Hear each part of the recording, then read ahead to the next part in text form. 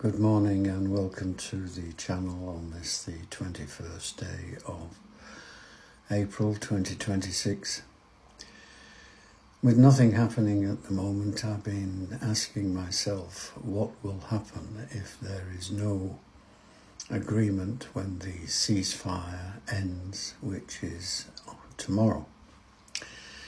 The short answer is if the ceasefire ends on April the 22nd with no agreement and no further talks, the most likely outcome based upon current reporting is a rapid return to military escalation.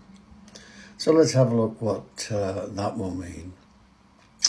Well, the US actions are likely to resume or intensify.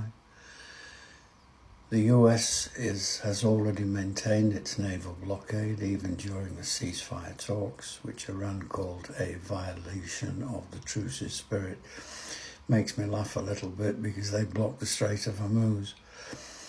US officials said the talks collapsed because Iran refused to commit to abandoning a path to a nuclear weapon. This strongly suggests Washington will tighten the blockade and may resume strikes if Iran escalates. Iran's likely response, Iran has already closed the Strait of Hormuz twice during the conflict and once during the ceasefire period. If the ceasefire expires with no talks, Iran is likely to reclose it again, resume missile and drone attacks on US bases in Gulf states, and increase pressure on Israel via Hezbollah and other regional allies. So there's a regional escalation risk. On the Lebanon front, the ceasefire scope is disputed. The US says Lebanon is not included. Iran and Pakistan say it is. If the ceasefire ends, Israel is likely to intensify operations in Lebanon, and Iran may respond through Hezbollah. The Gulf states, well, Iran's earlier strikes hit the UAE and Kuwait even during the truce. Without talks, these states become frontline targets again, especially the infrastructure. Obviously, there are economic consequences for the global market, which will push prices up sharply higher, disrupt shipping lanes again, increase insurance costs for tankers, and trigger emergency responses from the US, EU, and Asian importers. I did notice that President Xi of China is calling for the Strait of Hormuz to be open to all traffic, and he may put pressure on Iran. We don't know yet. Iran's internal economy has already suffered a $270 billion in infrastructure damage and severe economic disruption. A return to war accelerates a currency collapse, industrial shutdowns and domestic unrest.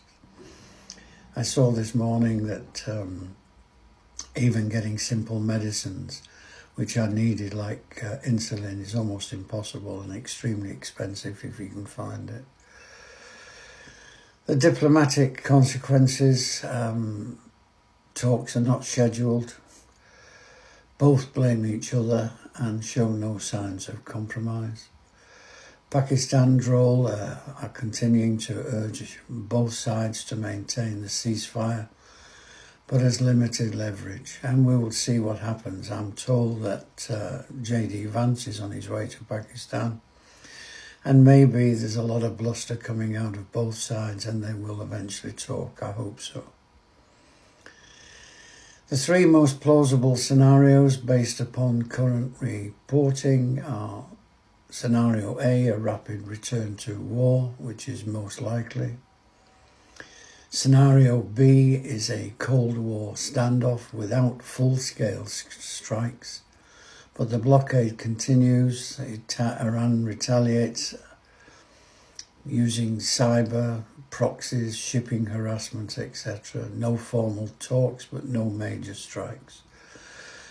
And Scenario 3, emergency diplomacy after a new crisis. A major incident, for example, a tanker sinking, a base attack, Israeli escalation, forces both sides back to the table. Talks resume under pressure.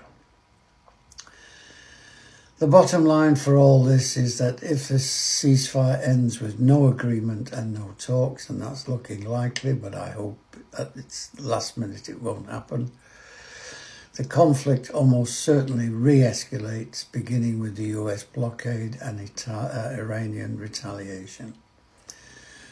This could potentially widen to Lebanon on the Gulf. Every major source indicates the situation is acutely unstable and that the ceasefire will only ever pause, not be a settlement. Not good news.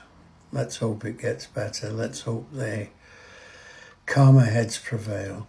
Thank you very much for watching. Talk to you again tomorrow.